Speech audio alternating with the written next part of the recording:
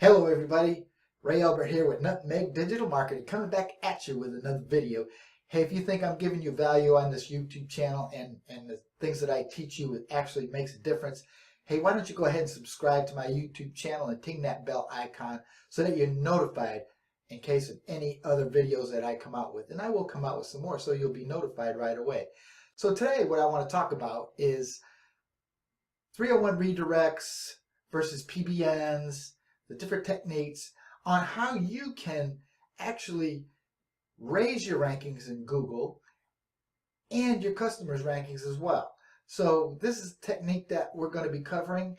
It's called the merger technique, which a lot of big companies do. So let's get into it right now, and I'll explain more as we go along.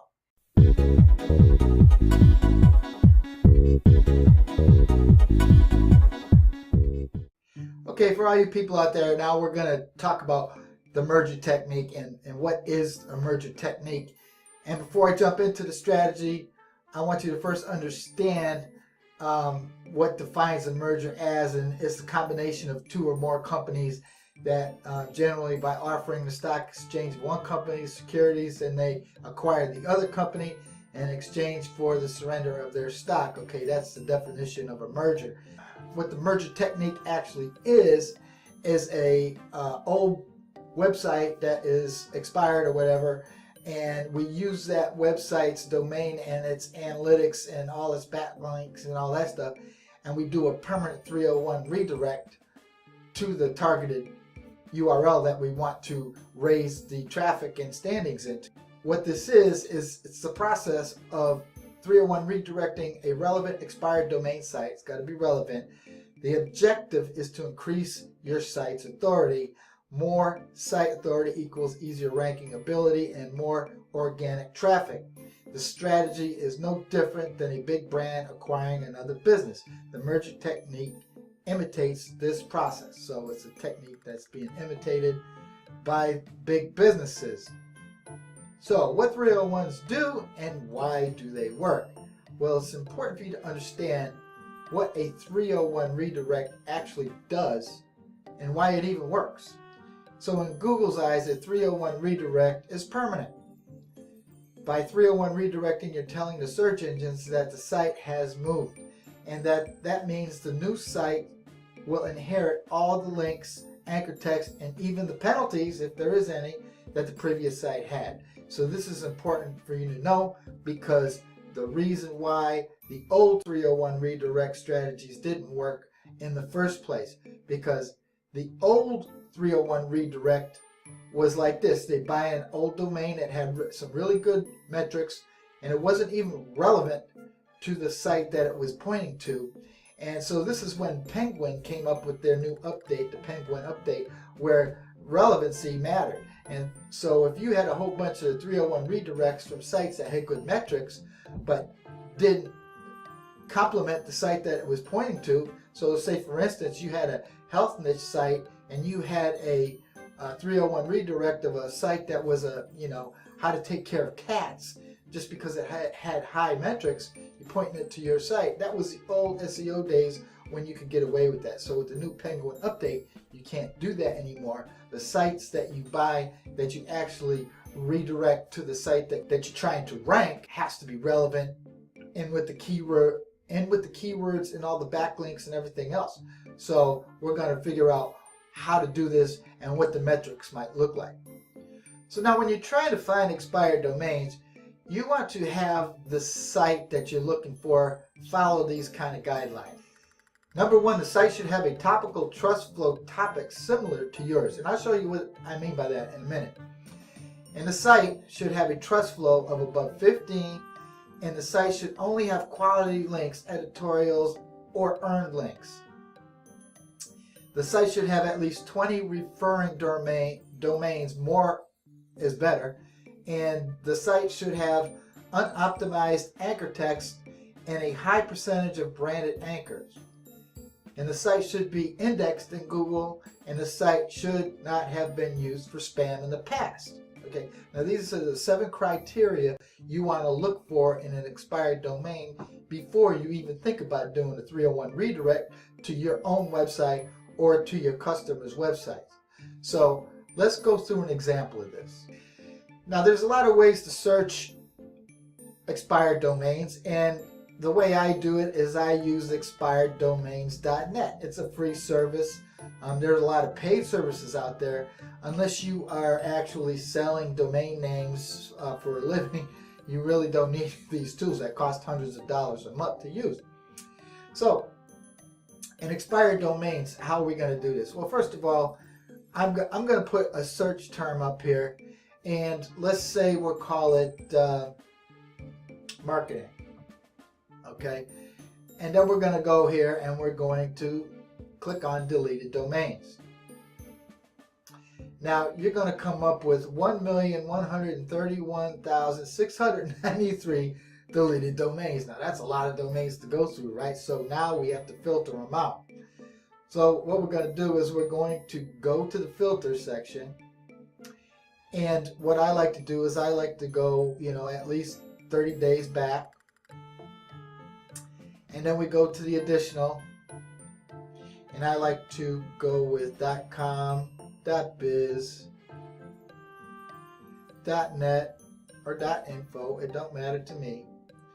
And then you go to the AdWords SEO, and there's really nothing in this metrics that we need. And what I like to do here is I like to put the citation flow at around 15 minimum, and the trust flow around 15 minimum. So when you apply the filter, okay, now filtering the domains this way actually gives you, it took all them out and it just leaves you with these, right? And it's all got marketing in the domain itself. So let's start with automotivemarketingprofessionals.com. So if I highlight this domain name and I copy it, and I open up a new browser and I go into Google and I say site, semicolon, and I just paste the domain name in there. Okay, as you can see in the last section, we said that, one of the 7 steps was that the site had to be indexed. So this is the first thing that I do when I find a domain that's expired with those kind of metrics. Is it indexed? And this domain is not indexed. So let's go back and let's check another domain. Let's check jawdropdentalmarketing.com. Let's copy that one. Let's go into the Google thing here and let's just paste it in. And let's check it out. Again, you're going to find out that this domain is not indexed as well. So far we're not having any good luck, right? So let's see if we can find one that is indexed. Okay, here's a site that is indexed. All the .coms were not indexed. So this marketinglife.fr is indexed, and FR stands for France. It's a French domain.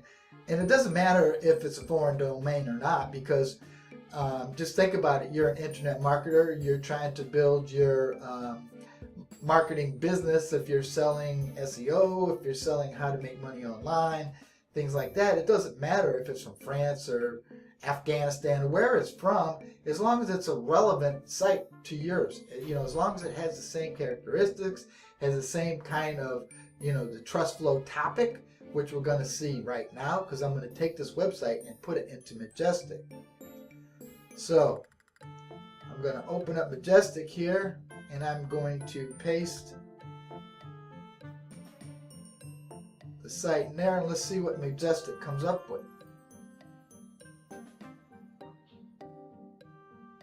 Okay, so now we see that the trust flow is 14, citation flow is 15, and this is what's called the Topical Trust Flow.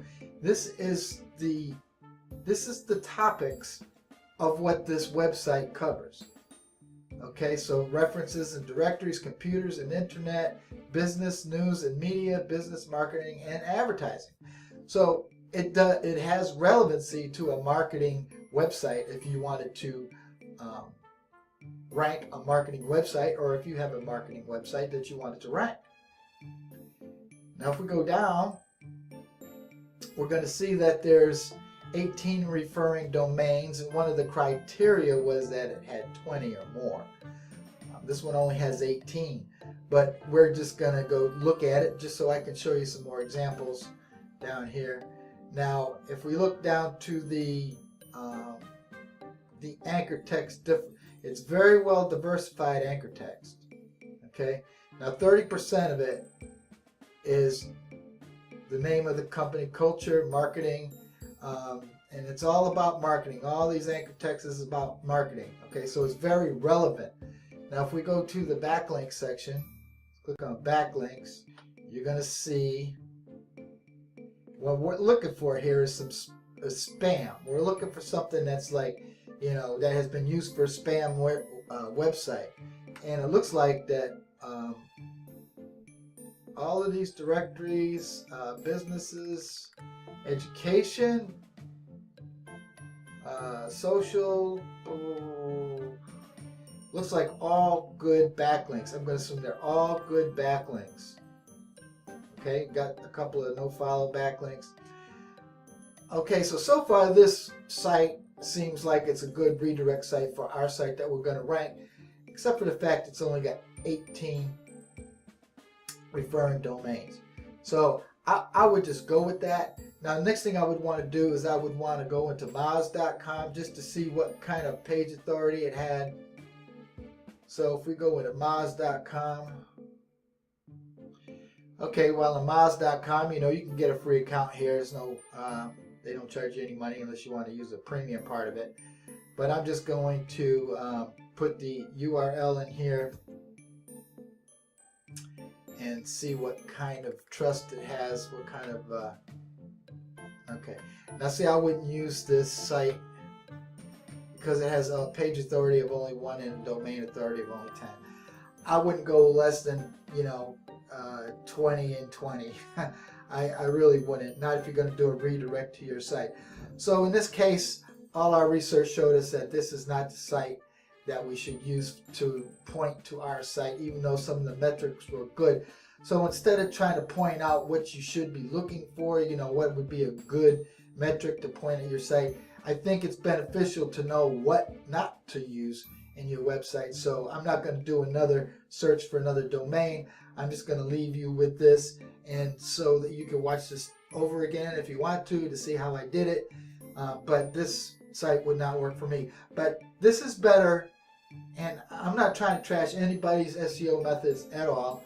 I'm just saying that to me, it's better than using PBNs because, number one, PBNs are expensive because you buy a PBN, now you have to get separate hosting for it. You have to cloak that hosting because you don't want Google to see that you're using a PBN to point towards sites that you want to rank. If they found that out, they would slap you down so bad you wouldn't even see yesterday. So, and a lot of people swear by using PBNs. They use, you know, hostcloaker.com or something like that to, you know, to cloak their domains and, you know, use them. That's well and good, you know, but it comes with risks. This one comes with a risk also, but it's more white hat, and, you know, other companies nationally are doing it this way. So as long as you pick a site that has the same metrics, or has metrics that you like, and has a topic, the same topic as your website, it's relevant. All the keywords are relevant. All the, you know, backlinks are relevant. The anchor text is relevant. You know, it's pretty safe to do because big companies are doing it this way, and you know, it doesn't hurt them at all. So with that said, so I hope you see how this can be beneficial to you and your customers in ranking websites and getting organic traffic the white hat way without getting slapped by Google. Okay. Hey, if you think I'm giving you value on this YouTube channel and the things that I teach you, it actually makes a difference, hey, why don't you go ahead and subscribe to my YouTube channel and ting that bell icon so that you're notified in case of any other videos that I come out with. And I will come out with some more, so you'll be notified right away.